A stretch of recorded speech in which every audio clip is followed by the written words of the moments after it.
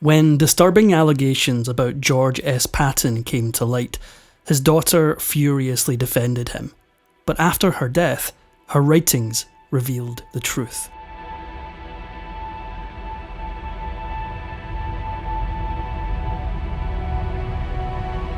George Smith Patton Jr. was born in 1885 in California. His parents, George S. Patton Sr. and Ruth Wilson, had found their place in Los Angeles and lived a wealthy life in the area. They had a residence on 128 acres outside Lake Vineyard. Patton faced difficulties with his learning in childhood. During his homeschooling, he struggled to read and write. Some historians speculate he had dyslexia. This arduousness could have left him unable to succeed, but he fought to overcome his inabilities by sheer will alone.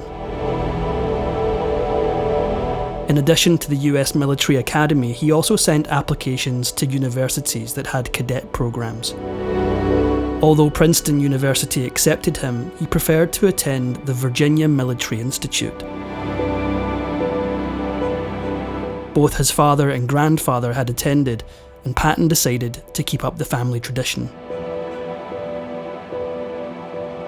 In 1910, at age 24, George Patton married Beatrice Banning Eyre, the daughter of an industrialist. They went on to have 3 children over the next decade, but being a father didn't prevent Patton from continuing his other pursuits. By this time, he was rising through the ranks of the US Army, setting himself apart as a man with discipline and an ability to lead others, even if he was a bit difficult himself. George was a dedicated man, and he consistently impressed his superiors. To say the least, George had lofty goals, and the motivation to achieve them. A skilled runner and fencer, his sporting success took him to new heights in 1912, when he attended the Olympics in Stockholm, Sweden. He finished 5th in the pentathlon, first among the non-Swedish competitors. After the Games, he travelled to France to study under Adjutant Charles Clary, a master swordsman and fencer. These lessons reshaped George's technique. He spent so much time studying the blade that he ended up teaching it. He transferred to the Mounted Service School in Fort Riley, Kansas. There he was a student and instructor of fencing. He taught superior officers in addition to other cavalry officers, and by the end of his 2 years there, earned the name Master of the Sword, the first army officer to ever receive the title. But 2 years later, the world changed, and where it was headed, swords weren't going to be enough.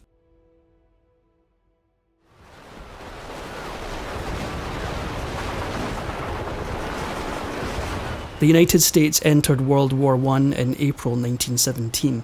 The age of the sword was ending, the age of the tank was starting, and George Patton was going to be ready for it.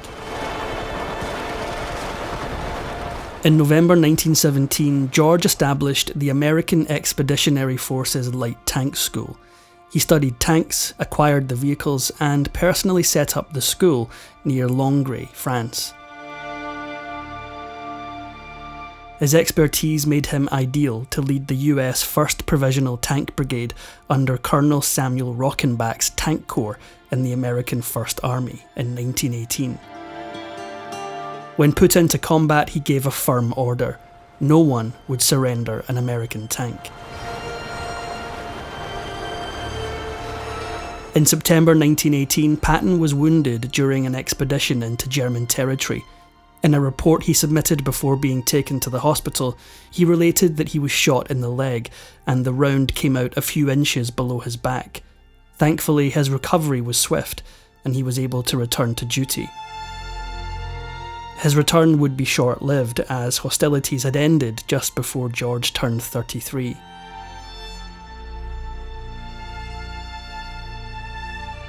In the time between conflicts, George was assigned to Hawaii as a lieutenant colonel in 1934. But he was miserable at the lack of action. To quell his thirst for combat, he turned to the bottle. He'd brought his family with him to Hawaii, including Jean Gordon, his 21-year-old niece by marriage. While sinking himself into alcohol, he also apparently engaged in a scandalous affair with the young woman.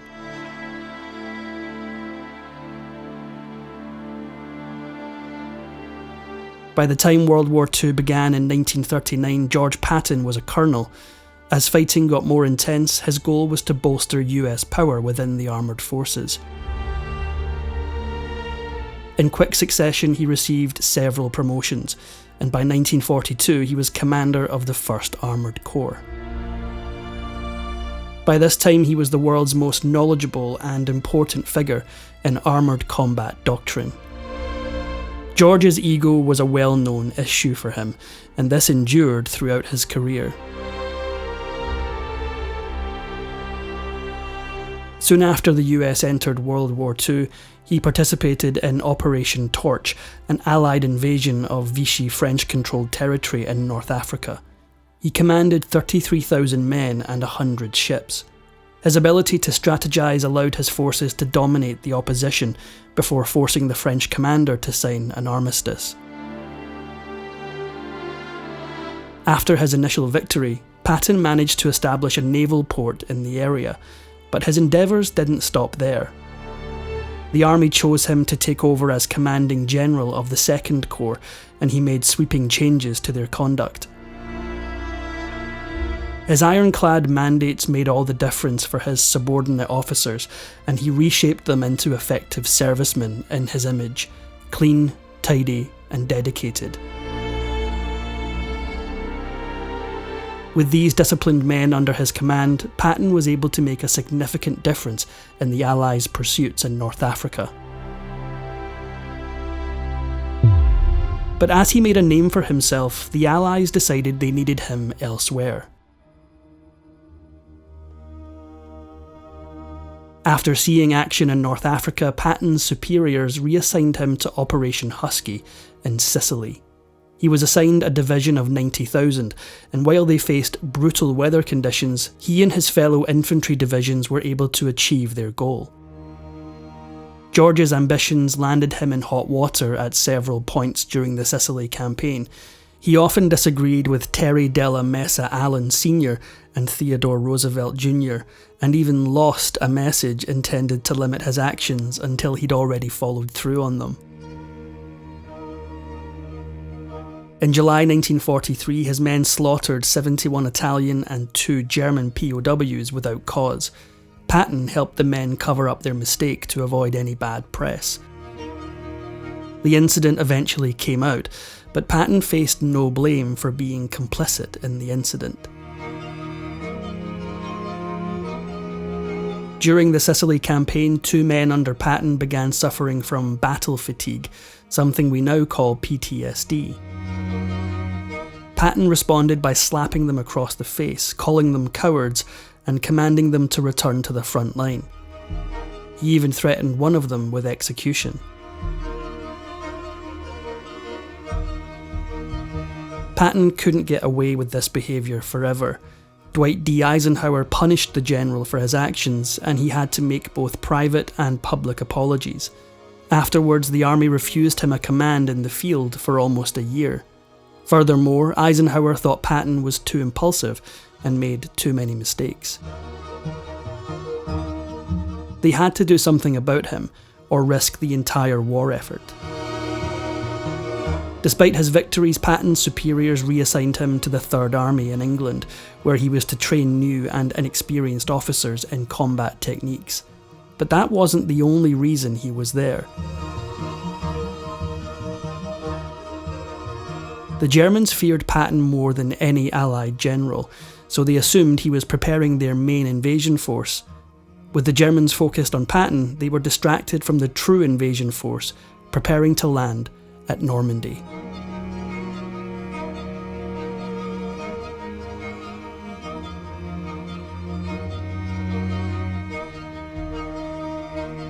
Patton had to miss D-Day, but soon after the Allies brought in his Third Army to aid with the invasion of Normandy.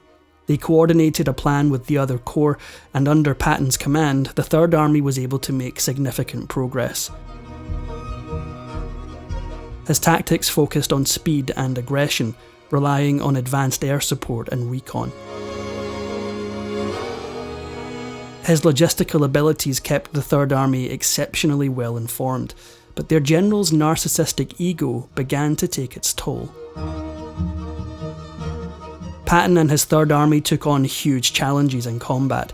While they mostly succeeded, other commanders often questioned his actions, including his enemies. Though initially impressed by Patton, one German officer was left baffled by his campaign in Lorraine, which produced heavy casualties for little benefit. Patton was so focused on completing his plan that he didn't consider the toll it would take. When he took Lorraine in September through November of 1944, his actions ended in over 50,000 fatalities, 1/3 of their total force.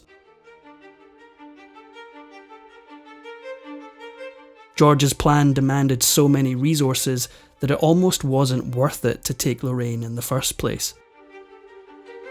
Historian Carlo D'Este remarked that the Lorraine campaign was Patton's biggest failure, even though he was technically successful. George's biggest tactical endeavour occurred at the Battle of the Bulge, but before he could get there, he had to disengage the Third Army from combat in Germany. Luckily, when the Allies decided to go all in at the last-ditch effort of the Battle of the Bulge, Patton had already set up 3 contingency plans to make sure he could get there in time. After the meeting closed, he called the Third Army and only needed to say 2 words to initiate the immediate mobilisation of 6 divisions and over 133,000 vehicles. Play ball.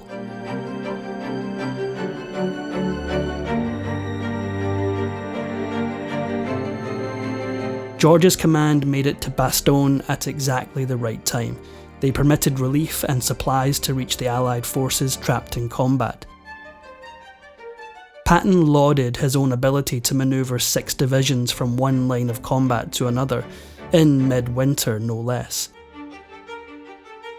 He even went so far as to claim his aid at Bastogne was the outstanding achievement of the war. After the events of the Bulge, Patton and the Allies wanted to keep Germany on the retreat, but when he proposed a plan of action, the army neglected the Third Army and their supplies were heavily restricted. But Patton wouldn't take that sitting down.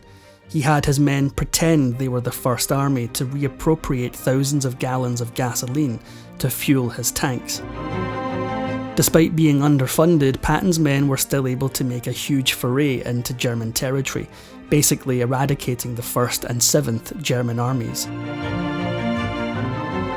During the march into Germany, Patton's superiors commanded him to ignore the town of Trier, as it would require at least twice the army to seize. His superiors didn't think he could do it with the resources he had. Patton's reply is undeniably legendary.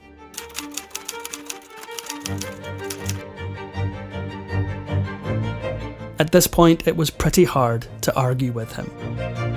As Patton continued eating up German territory with the Third Army, he set up a heroic plan to save some prisoners from a POW camp near Hammelburg.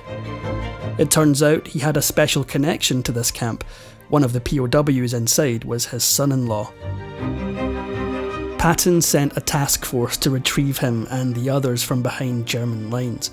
But while his intentions were good, the extraction didn't go according to plan. The raid on the camp holding the prisoners went terribly.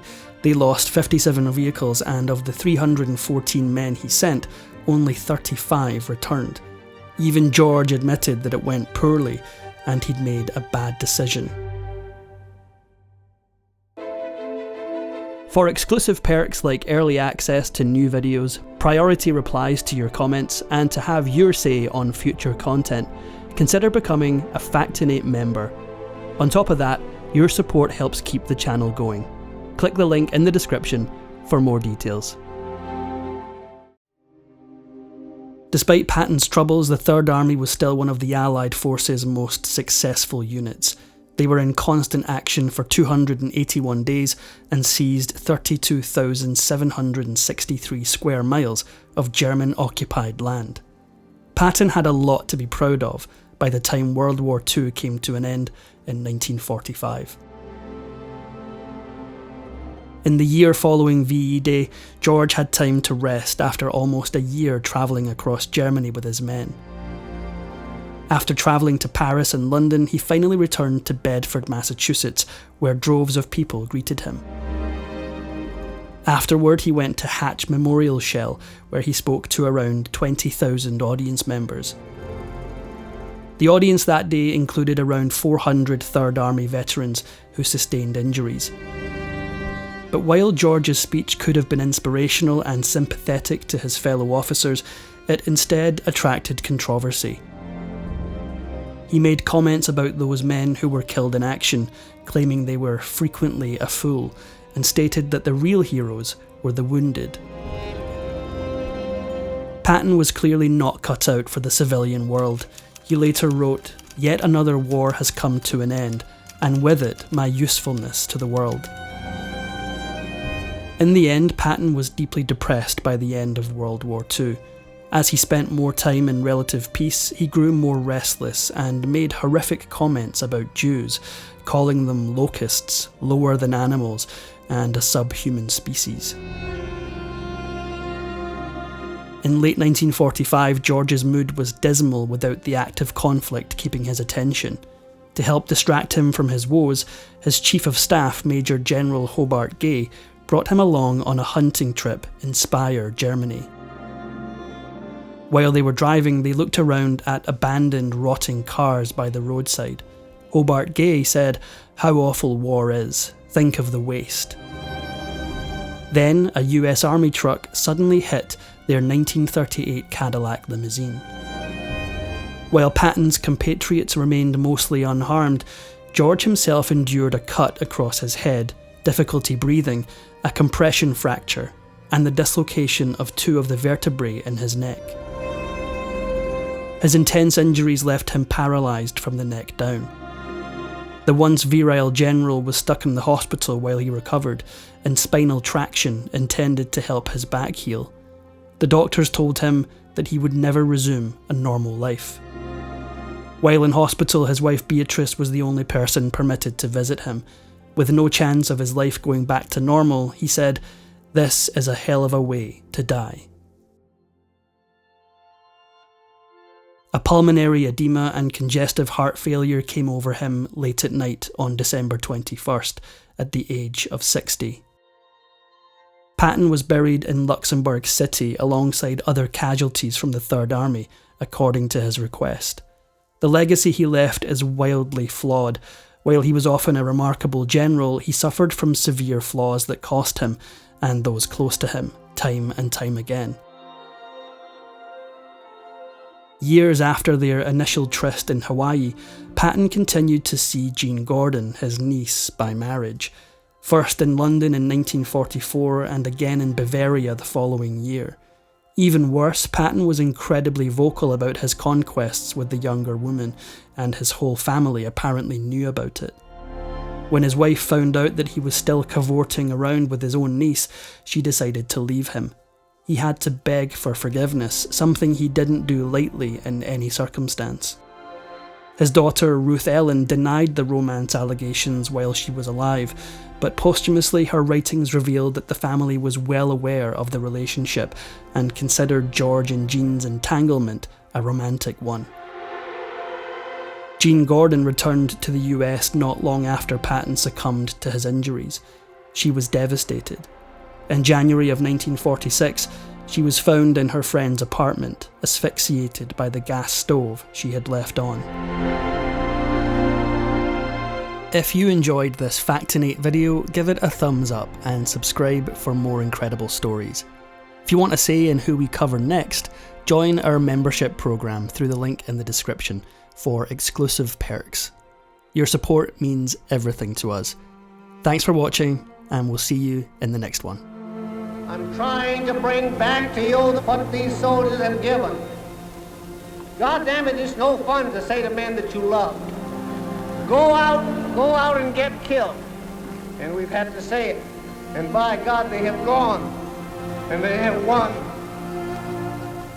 But I want you to remember that the sacrifice that these men have made must not be in vain.